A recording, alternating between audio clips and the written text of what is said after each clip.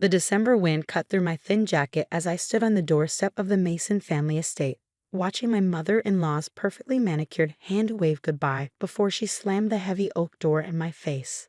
I placed one hand protectively over my growing belly, trying to process how quickly everything had fallen apart. My name is Emma Chen, and at 28 years old, I found myself pregnant, alone, and locked out of what had been my home for the past 3 years. But Victoria Mason had no idea what she'd just done, or who she was really dealing with. "You'll thank me for this later, James," I heard her say through the door to my husband. "She was never good enough for you. No connections, no family money, just some scholarship girl who got lucky." I waited for James to defend me, to say something. Anything. But his silence spoke volumes. The same silence that had grown between us over the past few months as his mother's influence poisoned everything we built together. The irony was, Victoria Mason was right about one thing. I had gotten lucky, but not in the way she thought.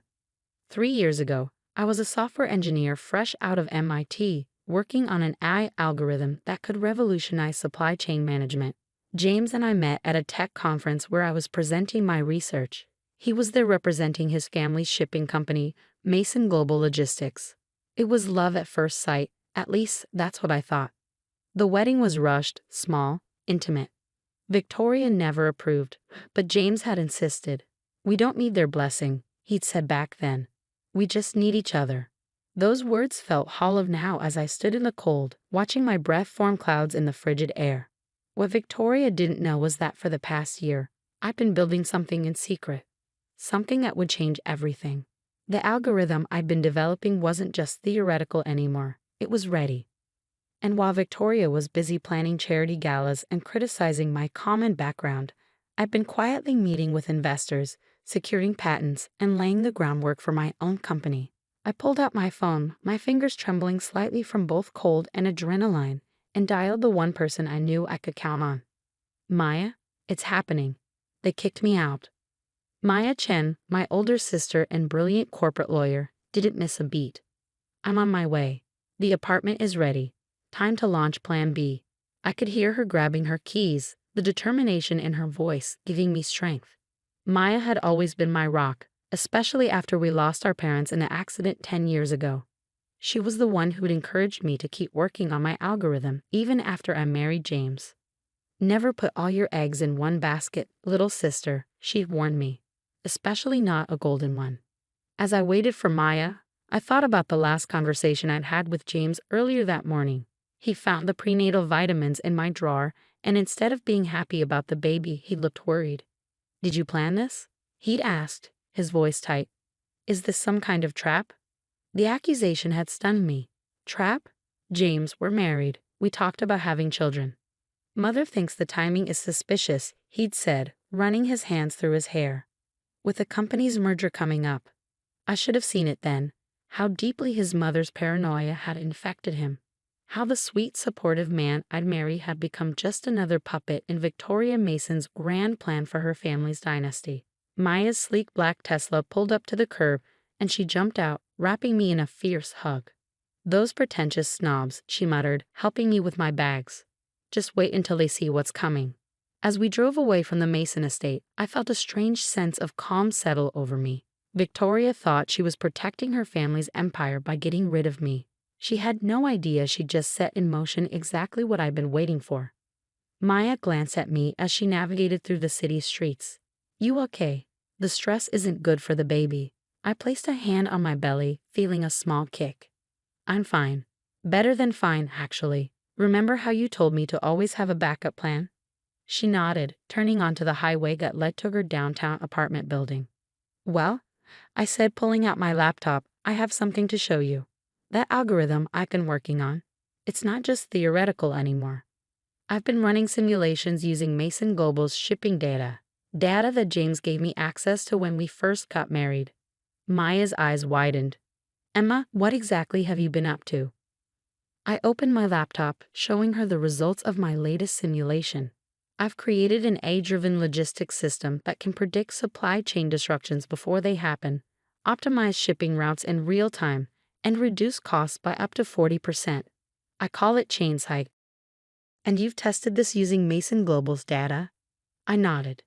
James gave me full access to their systems when we got married. He wanted me to understand the family business. Victoria was furious about it, but he insisted. I've been running simulations for months, perfecting the algorithm. Maya pulled into her building's parking garage, turning to face me fully. Emma, do you realize what you have here? I do, I said, closing my laptop. And so do the venture capitalists I've been meeting with. They're ready to fund ChainSight's launch. We're just waiting for my signal. Maya's face broke into a wide grin. And Victoria just gave you the perfect reason to launch.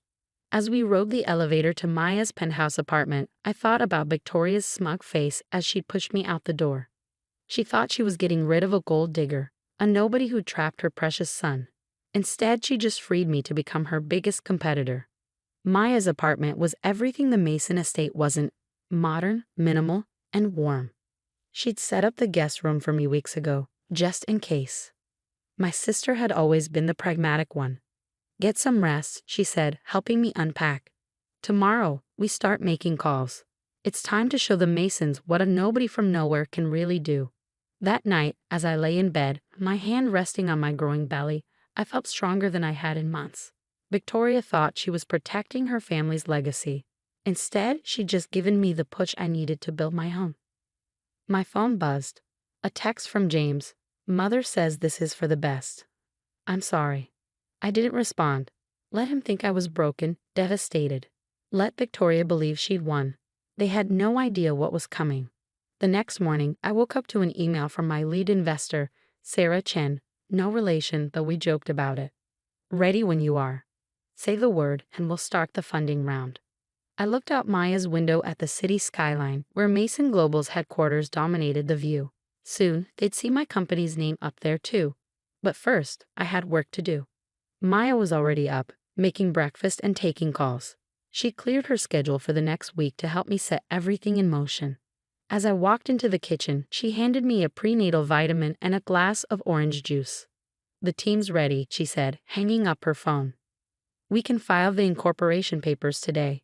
You're sure about this? I took the vitamin, thinking about James' accusation yesterday. Had I planned this? Not exactly. But I'd been prepared for it thanks to Maya's constant warnings and my own instincts. I'm sure, I said, pulling out my laptop. Victoria wants a war. Let's give her one. Maya smiled, that fierce, protective smile I'd known all my life. Then let's get to work. The next few days passed in a blur of meetings, calls, and paperwork. Maya's law firm handled everything efficiently, and by the end of the week, ChainSight was officially incorporated. The initial funding round was oversubscribed. It seemed every investor in town wanted a piece of what we were building. James tried calling several times, but I let everything go to voicemail. His messages grew increasingly anxious as news of ChainSight's incorporation spread through the business community. Emma, what are you doing? His last message demanded. Mother's furious. She says you stole company secrets. We could sue you for this. I played the message for Maya, who just laughed. Let them try. Every bit of data you used was legally accessed with full permission. We have James's emails proving it. She was right, of course. I documented everything meticulously, knowing this day might come. Victoria Mason hadn't raised an idiot for a son. She just never expected his wife to be smarter than he was. As I ended part one of my story here, I was just getting started. Victoria Mason thought she'd taught me a lesson about knowing my place. Instead, she'd given me exactly what I needed: freedom to build something that would change everything, not just for me and my baby, but for the entire industry she thought she controlled. The real question was, what would happen when she realized exactly what she'd done?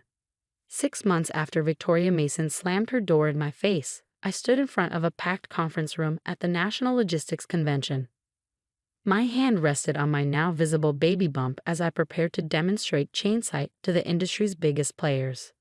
The irony wasn't lost on me that Mason Global's leadership team sat in the front row, Victoria and James among them. Victoria's face was set in its usual mask of cold disdain, but I could see the tension in her jaw. James just looked pale. Ladies and gentlemen, I began, my voice steady despite the flutter of movement in my belly. What you're about to see will revolutionize how we think about supply chain management. As I launched into the demonstration, showing real-time optimization of shipping routes and predictive analytics that could save companies millions. I watched Victoria's expression shift from dismissive to concerned. By the time I showed the cost-saving projections, she was gripping her armrests so tightly her knuckles had turned white. The past 6 months had been intense. Maya and I had worked around the clock, building the company from her penthouse apartment. Our team grew quickly, brilliant engineers and developers who believed in the vision. The pregnancy hadn't been easy, but every kick from my baby felt like a reminder of why I was doing this. Victoria had tried everything to stop us. First came the cease and desist letters, claiming I'd stolen proprietary information. Maya's legal team shut that down quickly, producing documentation of every permission James had given me to access their systems. Then came the whisper campaign. Rumors about my character, my background, suggestions that I was unstable. But Victoria had underestimated how much the industry was ready for change. Chainsite's early trials with smaller shipping companies had produced results that couldn't be ignored. Any questions? I asked as I concluded the presentation. The room erupted with raised hands, but Victoria was already on her feet. This is nothing but smoke and mirrors, she announced, her voice sharp. Ms. Chen claims her system can reduce costs by 40%, but where's the proof? Mason Global has been in this industry for generations. We know what's possible and what isn't. I smiled, having anticipated this moment. Excellent question, Mrs. Mason. Perhaps your son can help answer it, since he's seen the system in action. All eyes turned to James, who looked like he wanted to disappear. He knew exactly what I was referring to. The trial runs I'd done using Mason Global's data, the ones he'd enthusiastically approved before his mother poisoned everything. I don't know what you're talking about, he stammered, but his face betrayed him. Really? I pulled up a series of emails on the screen behind me. Because according to these messages, you were quite impressed with the initial results. In fact, you called them revolutionary and suggested implementing them company-wide. Victoria's face turned scarlet. The emails were damning, not just for their content, but because they proved every accusation she'd made about me stealing company secrets was false. James had been my biggest supporter, right up until she turned him against me. After the presentation, investors swarmed around me. Maya handled most of them, her legal expertise proving invaluable as we fielded partnership offers and investment proposals. I noticed James hovering at the edge of the crowd, looking lost. Finally, he approached me as the room began to clear. Victoria was nowhere in sight. Emma, he said quietly, can we talk? I looked at him, really looked at him, for the first time in months. The man I'd fallen in love with seemed smaller somehow, diminished. About what, James? About how you let your mother kick out your pregnant wife? Or about how you've spent the last 6 months trying to destroy what I've built? He flinched. I didn't know about the baby, about any of it. Mother said. That's the problem. I cut him off. Mother said, Mother thinks, Mother knows best. When was the last time you thought for yourself? The company's stock dropped 15% after your presentation, he said, changing tactics. Mother's furious. The board is asking questions. Maybe we could work something out. I laughed, though there was no humor in it. Now you want to work something out? After everything. You're still my wife, he said, reaching for my hand. I pulled away. Actually, I'm not. The divorce papers were delivered to your office this morning. Maya's firm handled everything. You should read them carefully, especially the part about the baby. His face fell. Emma, please. That's my child, too. Yes, I agreed, and you'll have visitation rights once they're born. But you lost the right to be their father the day you chose your mother over your family. Maya appeared at my elbow, right on cue. Everything okay here? James stepped back, his shoulders slumping. I'm sorry, Emma, for everything. I'm not, I said honestly. Everything that happened led me here. Chainsite is already revolutionizing the industry, and we're just getting started. So thank your mother for me, James. She gave me exactly what I needed, freedom. As he walked away, Maya squeezed my arm. You okay? I nodded, watching James disappear into the crowd. Better than okay. Did you see the partnership offers we got today? 6 major shipping companies want to implement Chainsite immediately. Maya confirmed. And that's just the beginning. Victoria's worst nightmare is coming true. You're not just competing with Mason Global. You're going to surpass them. 2 weeks later, I sat in my new office, reviewing the latest performance reports. Chainsight was growing faster than even our most optimistic projections had predicted. Companies were switching to our system in droves, drawn by the cost savings and efficiency improvements. Mason Global's stock had continued to fall as investors questioned their ability to compete in the changing landscape. I'd heard through industry gossip that Victoria had been forced to step down from the board, though she was fighting it every step of the way. A knock at my door interrupted my thoughts. Maya entered, waving a tablet. "You need to see this," she said, pulling up a news article. The headline made me catch my breath. Mason Global Logistics announces major restructuring. CEO James Mason steps down. "He's leaving the company?" I asked, scanning the article. Maya nodded. Word is he's starting his own venture, something about embracing innovation and new directions in logistics. I sat back, absently rubbing my belly where the baby was kicking. His mother must be beside herself. "Oh, she is," Maya grinned. "But that's not all. Look at the last paragraph." I read it and felt a strange mix of emotions. In a surprising move, James Mason has expressed interest in potential collaborations with emerging industry leaders, specifically citing Chainsight's revolutionary approach to supply chain management. "What do you think?" Maya asked. "Should we hear him out?" I thought about it, remembering the man I've fallen in love with, the one who'd been excited about innovation before his mother's influence took over. Maybe, free from Victoria's control, that man still existed somewhere. Set up a meeting, I decided. But make it clear, this is business, nothing more. If he wants to work with Chainsight, he'll need to prove himself just like anyone else. Maya nodded, understanding perfectly. And Victoria? I smiled, thinking of my former mother-in-law and her grand plans for her family's legacy. She can watch from the sidelines as everything she tried to protect gets transformed by the nobody from nowhere she threw out in the cold. The baby kicked again, stronger this time, and I placed both hands on my belly. In 2 months, I'd be a mother myself. But unlike Victoria, I would teach my child that true legacy isn't about maintaining control. It's about having the courage to create something new. Victoria had thought she was protecting her son's inheritance when she kicked me out that cold December day. Instead, she triggered a revolution in the industry she thought she controlled, led by the very person she underestimated most. As I looked out my office window at the city skyline, where the Chainsight logo now shone as brightly as Mason Global's, I couldn't help but smile. Sometimes the best revenge isn't about getting even.